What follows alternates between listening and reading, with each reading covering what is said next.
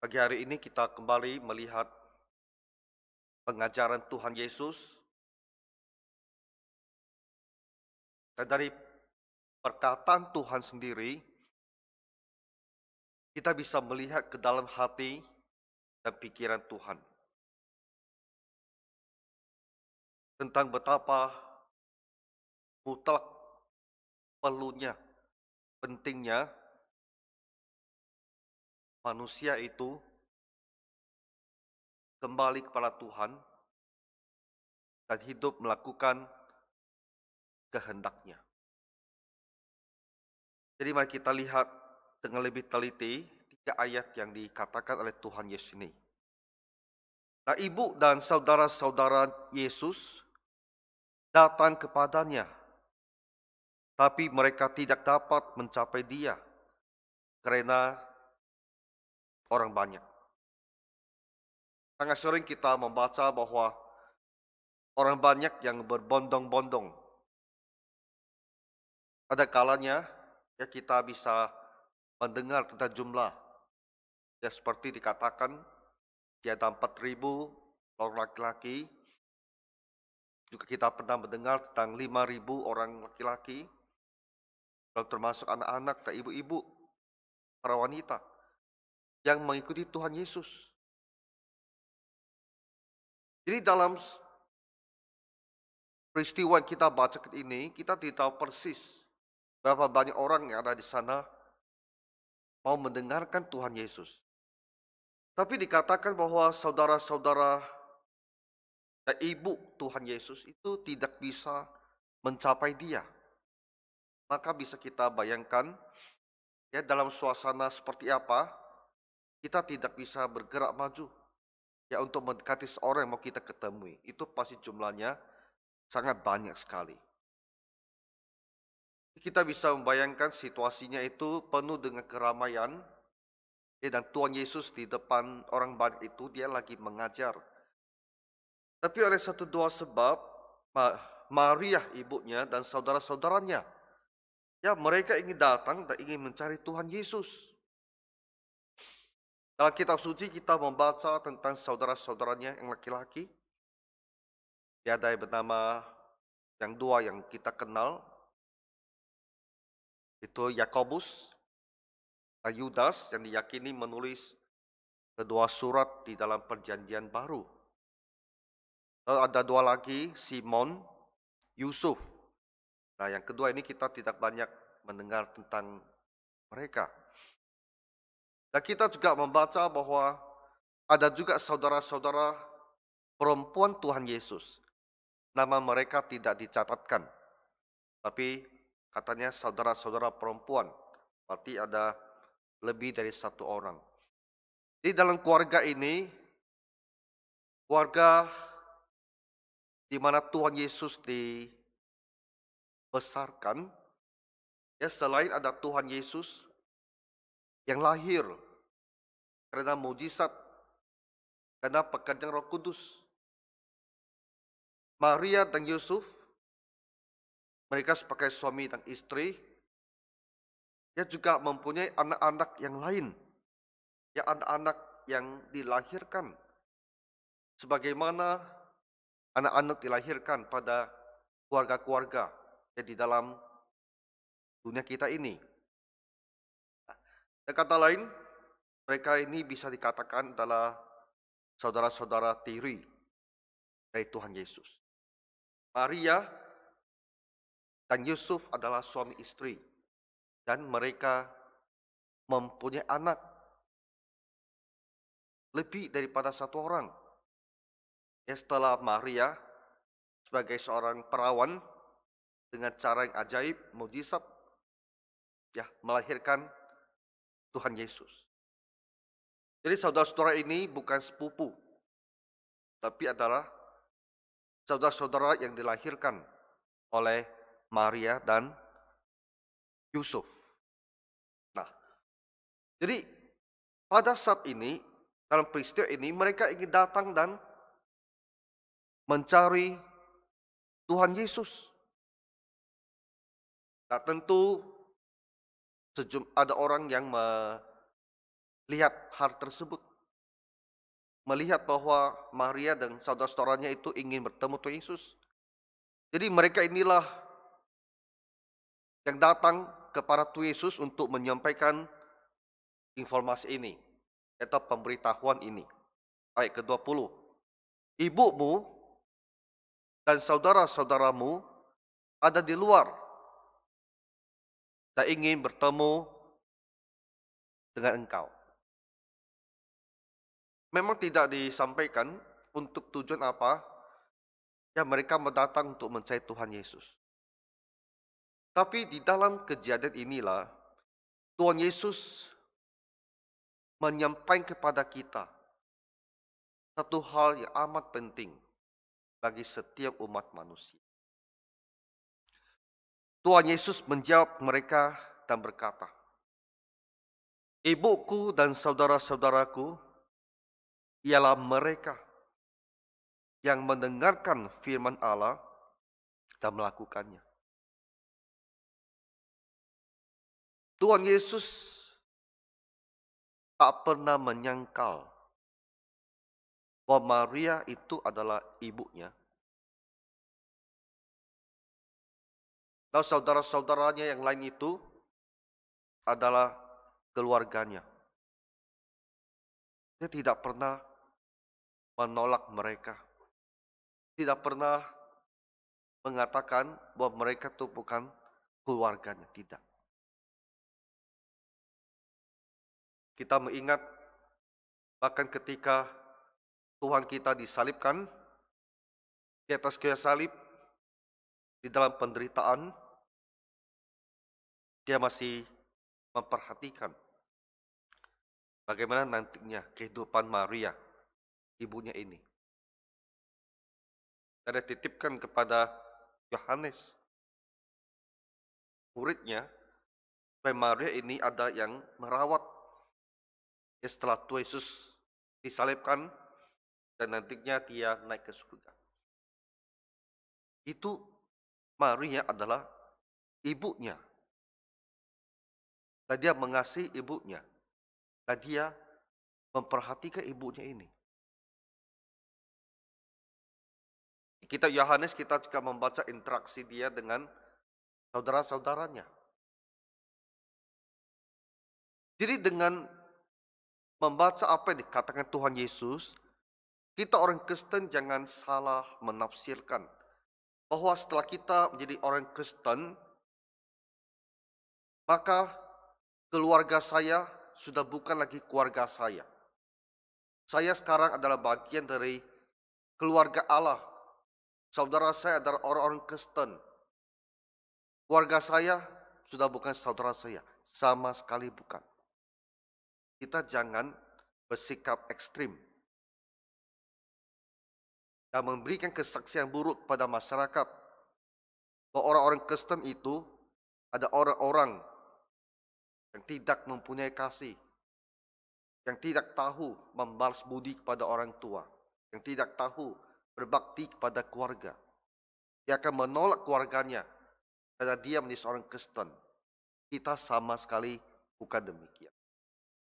Dan juga bukan demikian maksud Tuhan Yesus ketika dia mengatakan, ibuku dan saudara-saudaraku ialah mereka yang mendengarkan firman Allah dan melakukannya.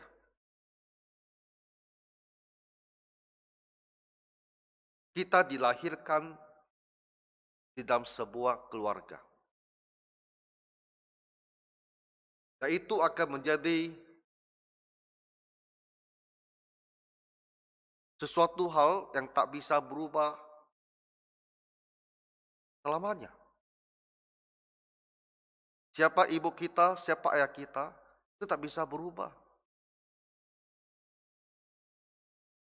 Saudara-saudara yang dilahirkan di dalam keluarga kita, saudara-saudara kandung kita, selamanya mereka itu adalah saudara kandung kita. Itu tak bisa berubah.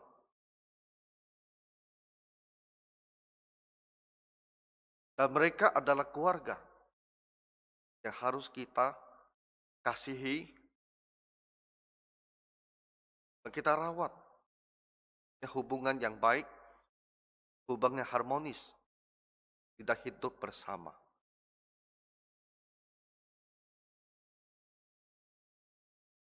Tetapi Tuhan Yesus mengatakan satu hal. Yang paling utama dituntut dari umat manusia adalah mendengarkan firman Allah dan melakukannya. Dalam konteks kelahiran Tuhan Yesus dan pelayanan Tuhan Yesus di dunia ini, maka firman Allah yang terutama yang harus didengar adalah berita bahwa Yesus Kristus itu sesungguhnya adalah anak Allah yang turun dari surga. Melakukan kehendak Allah dalam konteks ini berarti percaya dan mengakui, menerima Dia sebagai anak Allah, sebagai juru selamat kita. Itu hal yang pertama yang harus dilakukan. Nah, perkataan ini tentu disampaikan dalam konteks orang-orang Yahudi yang banyak mendengar tentang Tuhan Yesus, tapi mereka menolak untuk percaya bahwa Dia ada anak Allah yang turun dari surga.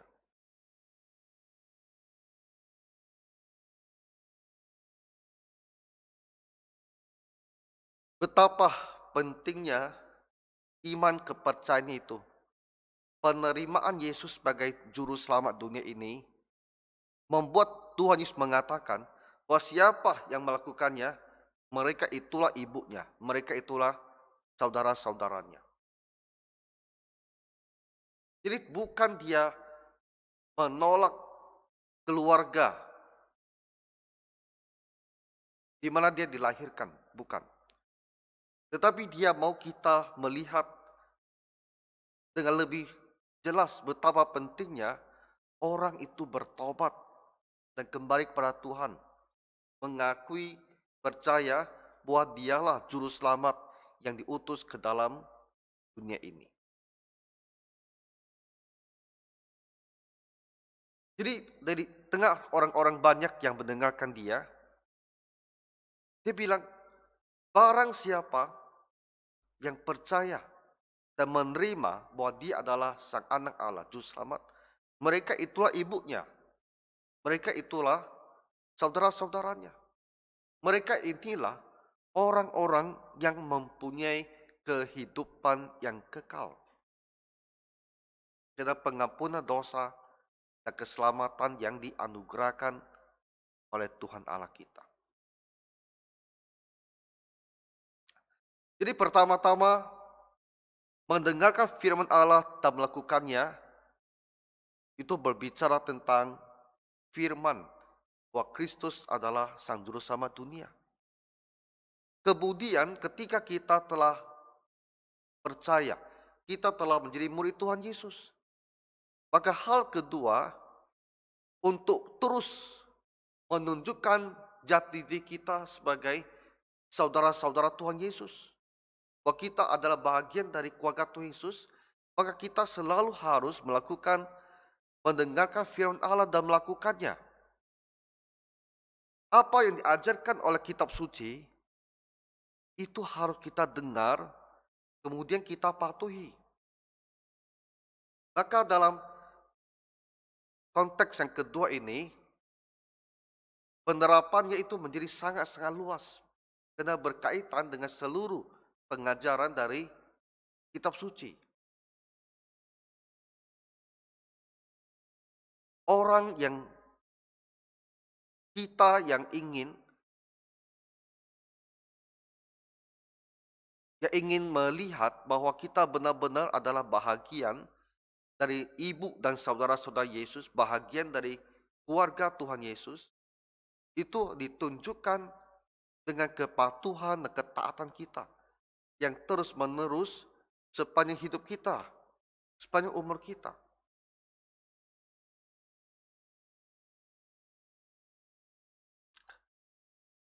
Saudara-saudaraku ialah mereka yang mendengarkan firman Allah dan melakukannya.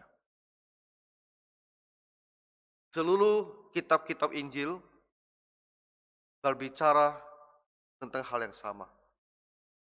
Kepatuhan kepada perintah, kepada firman, kepada kehendak Allah yang telah Tuhan nyatakan pada kita.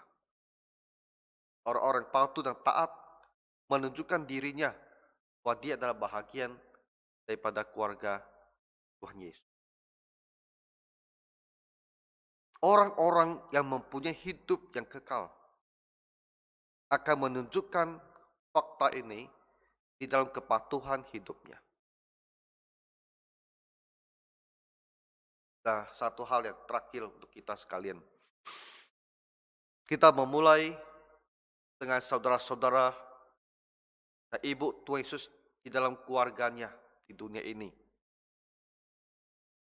Dan Tuhan Yesus berbicara kemudian tentang keluarganya yang luas, yang mencapai seluruh dunia. Kumpulan orang-orang besar, orang-orang banyak, yang semuanya mendengarkan firman dan melakukannya.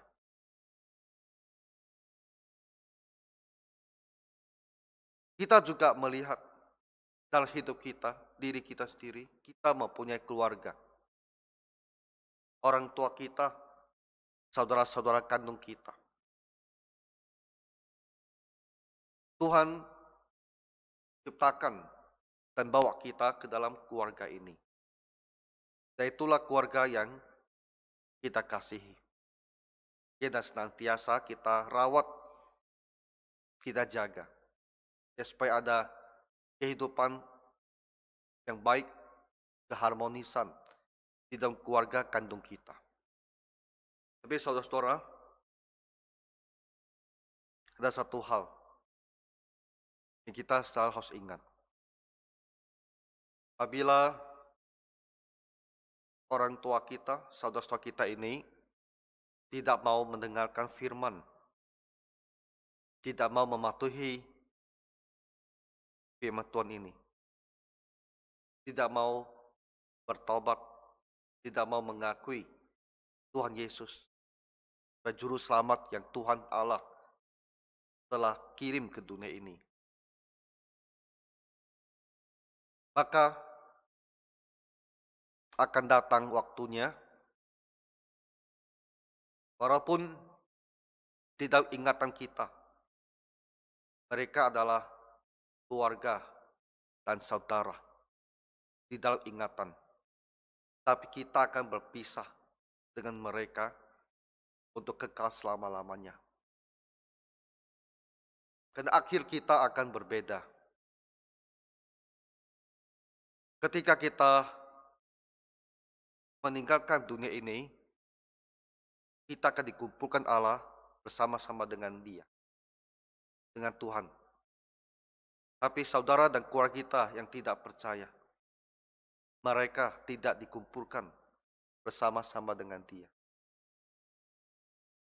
Mereka akan pergi ke tempat hukuman.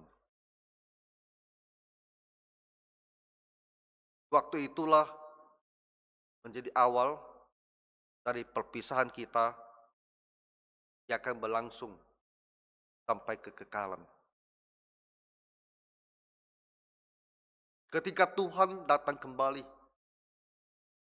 kita masuk ke dalam kerajaannya, dalam kerajaan milenium, kita dibangkitkan. Tapi saudara dan keluarga kita tidak dibangkitkan pada waktu itu. Mereka tidak ada di dalam kerajaan milenium ini. Ketika 1000 tahun telah berlalu, di tempat penghakiman, takhta putih yang besar, kita tidak ada di sana untuk dihakimi. Tapi saudara dan keluarga kita akan ada di sana untuk dihakimi. Dan mereka akan dibuang untuk dalam lautan api dan tak pernah lagi akan keluar dari situ. Mereka tidak pernah hilang, tidak pernah lenyap, tetap hidup dalam hukuman, hidup dalam penderitaan. Kita akan masuk ke dalam langit dan bumi yang baru. Dengan tubuh kebangkitan bersama Tuhan Yesus. Dalam kebahagiaan dan kemuliaan abadi. Hidup sama selama-lamanya. Dan saya percaya ingatan kita tentang keluarga itu tetap ada. Karena ingatan itu tidak pernah hilang.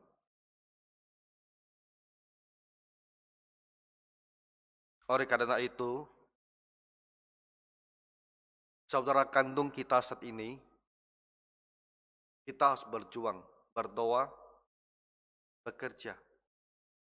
Dan mereka bisa menjadi saudara kita di dalam hidup yang kekal. Sebagai saudara kandung kita, kalau mereka berakhir binasa, akan menimbulkan, akan meninggalkan kepedihan tiada tara tanpa akhir. Tapi kalau mereka bertobat dan menjadi saudara dan hidup yang kekal bersama kita, maka sukacita kita akan berlipat-lipat ganda. Dan mereka adalah saudara. Dan mereka hidup. Dan mereka selamat. Dengan iman,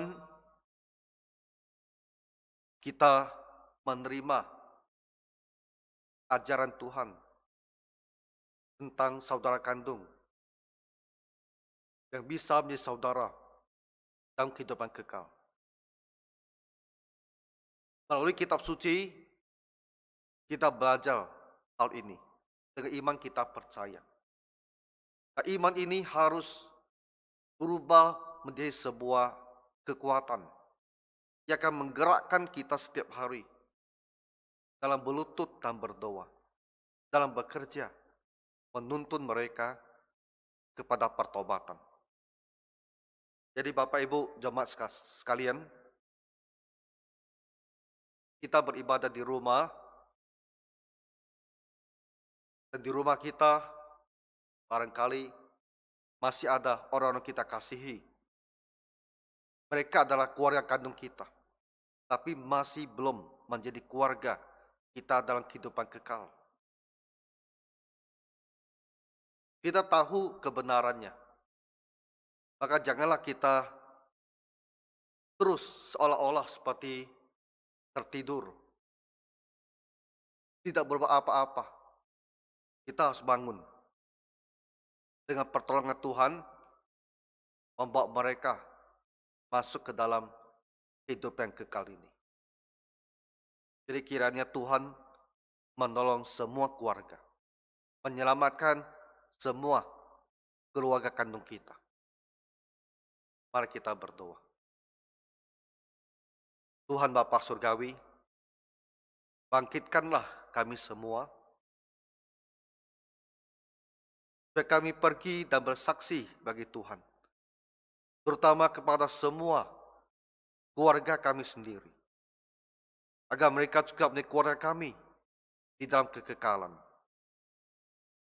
Tuhan, utuslah Roh Kudus-Mu, supaya apabila mereka mendengarkan tentang Tuhan Yesus, timbul dalam hati mereka iman dan kasih kepadanya, sehingga keluarga kami mau bertobat dan percaya.